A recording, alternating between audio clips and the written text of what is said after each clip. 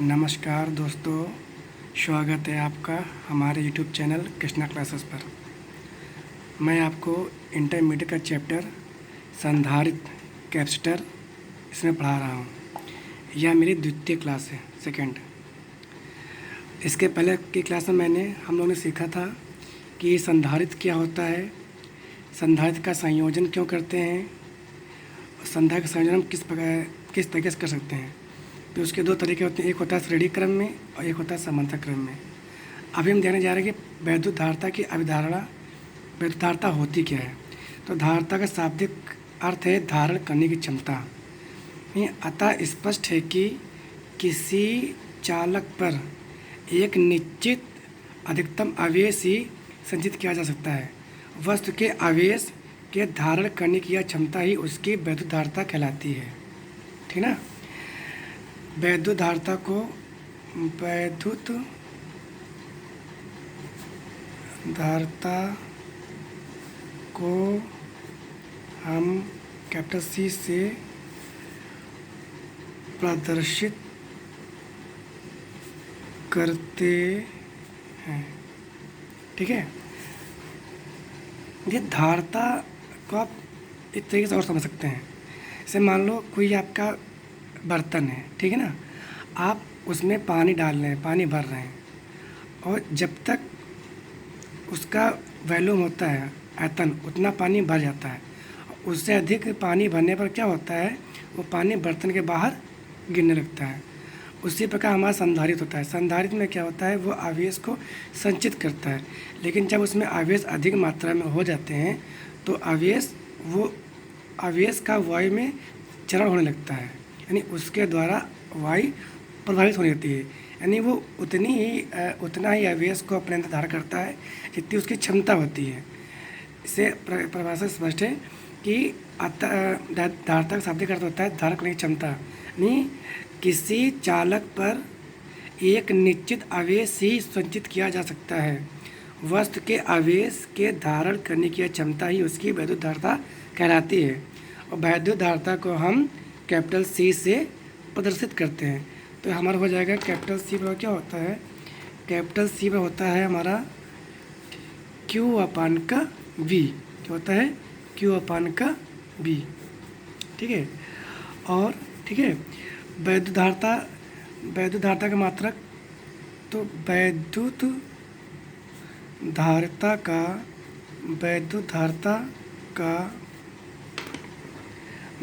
का एसआई मात्रक हमारा कूलाम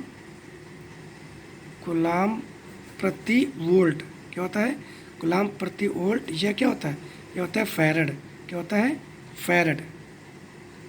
ठीक है। वैद्युत धारिता का हमारा एसआई मात्रक होता है कूलाम प्रति वोल्ट या फैरड। ठीक है, फैरड। और जो फैरड होता है, ये फैरड हमारा धारिता का एक बड़ा मात्रक होता है, बड़ा मात्रक होता है। ठीक है। तो व्यवहारिक मात्रक क्या होते हैं, इसके व्यवहारिक मात्रक हम लिख सकते हैं। व्यवहारिक मात्रक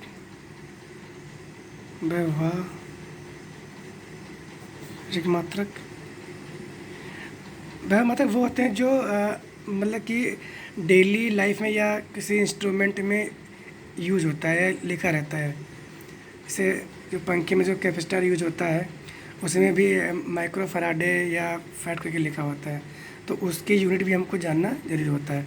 तो जैसे होता है एक माइक्रो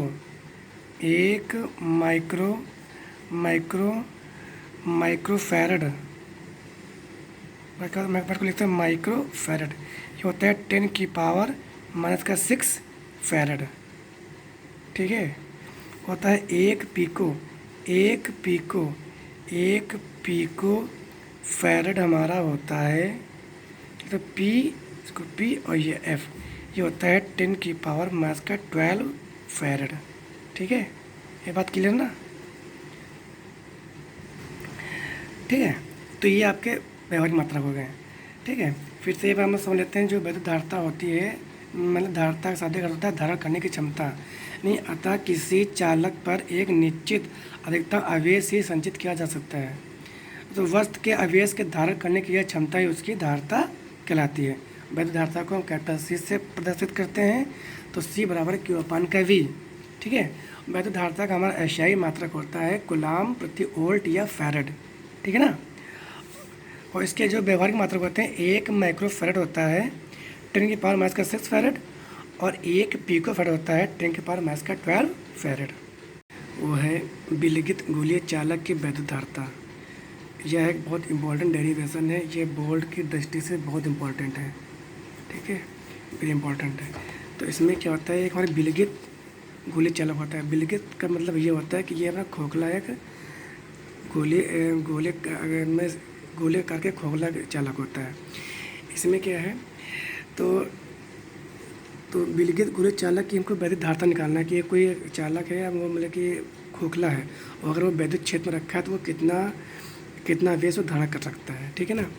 तो ये जो हमारा गोलीय चालक है, इसकी त्रिज्या हमारी कैपिटल आर है। ठीक है, तो माना आर त्रिज्या के एक विलगित गोलीय चालक को हम प्लस क्यू आवेश, जो उसको हम प्लस क्यू आवेश देते हैं, ये पूरे चालक पर समान रूप से हमारा वितरित हो जाएगा। जो इसको हमने प्लस क्यू आवेश दिया है, ये पूरे चालक पर हमारा समान रूप से वितरित हो जाएगा। ठीक है, और हम जानते हैं कि जहाँ पर वैद्युत क्षेत्र होता है, जहाँ जैसे मान लो इसको हमने प्लस क्यू आवेश दिया तो इस पर वैद्युत क्षेत्र आ गया है, तो जहाँ पर वैद्युत क्षेत्र होता है वहाँ पर क्या इसमें बल रेखाएँ उत्पन्न हो जाती हैं। जहाँ पर भी विद्युत क्षेत्र होगा वहाँ पर वैद्युत बल रेखाएँ उत्पन्न हो जाती हैं। ठीक है, तो इसलिए लिखा है, तो माना आर त्रिज्या के एक विलगित गोलीय चालक पर प्लस क्यू आवेश दिया जाता है, जो इसके पृष्ठ पर एक समान रूप से वितरित हो जाता है, जैसे हमने बताया है। तो गोलीय चालक के परावैद्युतांक के माध्यम में स्थित है। अब जैसे आपके मन में डाउट होगा कि परावैद्युतांक क्या होता है, तो परावैद्युतांक एक मतलब मीडियम होता है।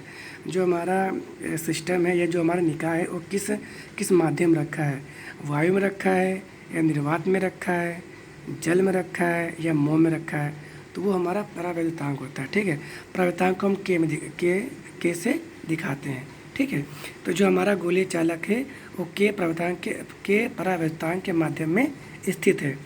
अब आवेशित गोलीय चालक के सभी बिंदु पर विभव समान होता है। जब ये देखिए, जब हमारा ये जो हमने इसको प्लस आवेश दिया है, प्लस क्यू आवेश दिया है, ये एक समान रूप से पूरे गोलीय चालक में क्या हो जाएगा, ये वितरित हो जाएगा। तो जब हमारा आवेश समान है तो ये हमारा वैद्युत विभव में क्या होगा, वो समान होगा। ठीक है, तो आवेशित गोलीय चालक के सभी बिंदु पर हमारा विभव समान होता है। ठीक है, ठीक है, तो अतः बल रेखाएं पृष्ठ से अभिलंबित, तो जहाँ जो हमारी बल रेखाएं चलेंगी वो हमारे पृष्ठ के क्या होंगी, वो अभिलंबित होंगी। यानी कि जो बल रेखाएं होंगी ये पृष्ठ से 90 डिग्री का कोण देखिए बना रही हैं, ये सारी 90 डिग्री का कोण बनाएंगी। ठीक है, तो जो है बल रेखाएं जो हमारी होती हैं, जो इसकी जो वैद्युत बल रेखाएं होती हैं वो पृष्ठ से अभिलंबित होती हैं। ठीक है, इससे हमको क्या करना है, गोलीय चालक पर हमको विभव ज्ञात करना है। ठीक है, तो गोलीय चालक पर विभव ज्ञात करने के लिए इस पर हम ये मान के चलते हैं कि जो इसका संपूर्ण आवेश है वो बिंदु पर क्या है, वो बिंदु पर हमारा केंद्रित है। ठीक ना। तो मान लो इसका फिर विभव क्या होगा, तो इसका हमारा जो विभव होगा ये हमारा होगा V बराबर 1/4 पाई एप्सिलॉन जीरो ये K, और ये हमारा होगा Q अपान का R। तो R हमारा क्या है, कैपिटल R है, तो यहाँ लिखेंगे कैपिटल R। ठीक है ना, ये लिखेंगे V बराबर 1/4 पाई एप्सिलॉन जीरो Q अपान का R। ठीक है, तो अब इससे हमको निकालना धारता। क्या निकालना धारता क्या होती है, तो वैद्युत धारता का सूत्र क्या होता है, हमारा सूत्र होता है C बराबर क्या होता है, C बराबर Q अपान का V होता है। क्या होता है, C बराबर Q अपान का V होता है। ठीक है, इसको हम इक्वेशन 1 मान लेंगे। ठीक है, और इसको हम इक्वेशन 2 मान लेंगे। ठीक है, अब क्या करेंगे, equation 1 value put in equation second. ठीक है, तो जो हमारा V का मान हो इसमें उठा कर रख देंगे, तो सिवा क्या होगा, Q अपान का V का मान, तो 1/4 पाई एप्सिलॉन जीरो ये K, ये हमारा होगा Q अपान का हमारा R। ठीक है, तो मान लो ये इस क्यू से मान लो ये इस क्यू से हम इस क्यू काट देंगे भाई गुणे में, तो ये अंश ये अंश, तो ये हमारे अंश में जाएगा उठ के। तो क्या होगा, होगा 4 पाई एप्सिलॉन 0 ये के, ये हमारा आर। अब हम ये मान चलते हैं जो हमारे ये निकाय है ये वायु में है या कहाँ है, या निर्वात में। कहाँ पर है, निर्वात में। तो क्या होगा, ये हमारा होगा के बराबर क्या होगा, के बराबर 1 होता है। तो जहाँ जो हमारा मीडियम में प्रवर्तक के उसको हम 1 मान लेंगे, तब ये क्या होगा, सी बराबर 4 पाई एप्सिलॉन 0 और ये हमारा क्या होगा, ये हमारा होगा आर। ठीक है, ये हमारा विलगित गोले चालक की वैद्युत धारिता का ये हमारा सूत्र है। ठीक है, ये फिर से समझ लेते हैं। सिर्फ विलगित गोले चालक की हमको वैद्युत धारिता निकालना है, तो जब हम विलगित का हमारा मतलब होता है जो हमारा गोला है वो खोखला है। ठीक है, तो इस पर हम प्लस क्यू आवेश देते हैं, तो जो प्लस क्यू हमारा आवेश है ये पूरे गोलीय चालक पर समान रूप से वितरित हो जाएगा। तो जब ठीक है, संधारित्र के संयोजन पर आधारित आंकिक प्रश्न। ठीक है, तो जिससे हम जानते हैं कि संधारित्र की धारिता को परिवर्तित करने के लिए हम संधारित्र को क्या करते हैं, संयोजित करते हैं, यानी एक से अधिक संधारित्र को जोड़ते हैं। तो जोड़ने के दो विधियाँ हैं, एक होता है श्रेणी क्रम में और एक होता है समांतर क्रम में। तो इससे मान लो ये हमारा फिगर दिया है। ठीक है, इससे पूछा है कि यदि चित्र में C1 जो हमारा ये पहला वो है संधारित्र है, तो C1 दिया 20 माइक्रोफैराड है और C2 दिया 30 माइक्रोफैराड तथा C3 दिया है 15 माइक्रोफैराड। तो इस जो फिगर बना है इसका समतुल्य धारिता क्या होगी।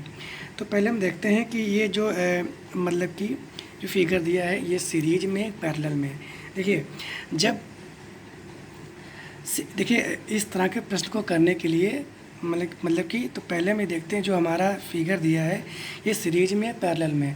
तो देखिए इस कैपेसिटर जो पहले कैपेसिटर के दूसरे प्लेट से दूसरे कैपेसिटर का पहली प्लेट जुड़ी है और दूसरे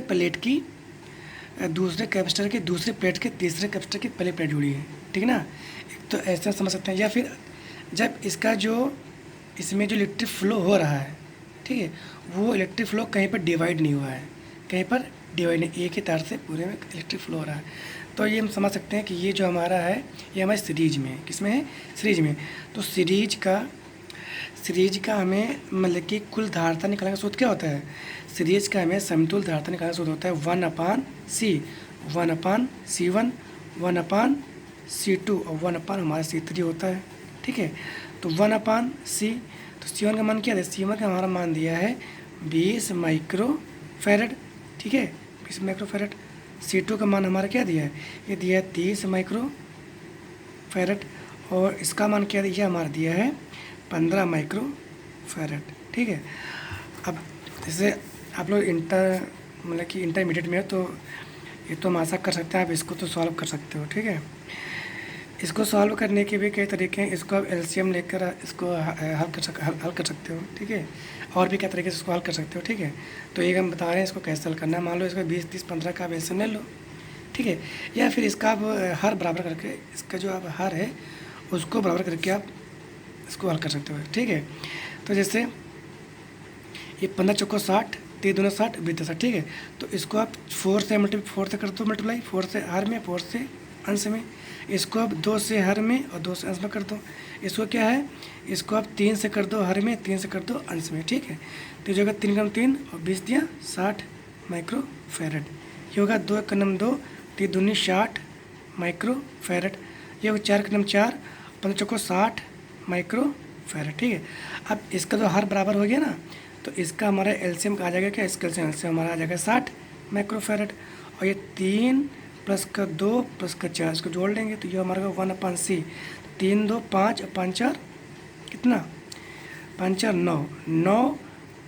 9 और 60 माइक्रोफैरड। ठीक है, 9। ठीक है, तो ये कट रहा है तो कट लो, 3 × 3 और 3 दूनी 6, अब नहीं कटेगा। तो हमको निकालना है समतुल्य धारिता। तो जब इसको पलटेंगे तो इसको ने पलट दिया, हर ये अंश ये हर का हमने अंश कर दिया, तो ये भी यहाँ पलटेगा, ये अंश ये हर, तो हर का हमारा क्या अंश हो जाएगा 20 और ये हर हमारा नीचे जाएगा 3 माइक्रोफैरड है। ये होता है ऐसे है। तो मालूम को C का मान निकालना है। ठीक है, तो ये सी है, ये बट्टे में इधर किस में होगा, ये हमारा गुणे में हो जाएगा। तो ये हमारा हो जाएगा, इसे क्रॉस मल्टीप्लेक्स होता नहीं, क्रॉस मल्टीप्लिकेशन। तो ये हमारा बट्टे में इधर गुणे में होगा, तो 20 माइक्रो फैरड, ठीक है, गुणे का 1। ये सी हमारा बट्टे में इधर किससे गुणे में होगा, तो ये गुणे होगा 3 गुणे का सी। अब सी का मान निकाल क्या होगा, तो 20 माइक्रो फैरड, ठीक है, बट्टे का 3 हुई है ना। तो इतना तो आप लोग को आता ही होगा, ठीक है। और कोई प्रॉब्लम होगी तो बताना।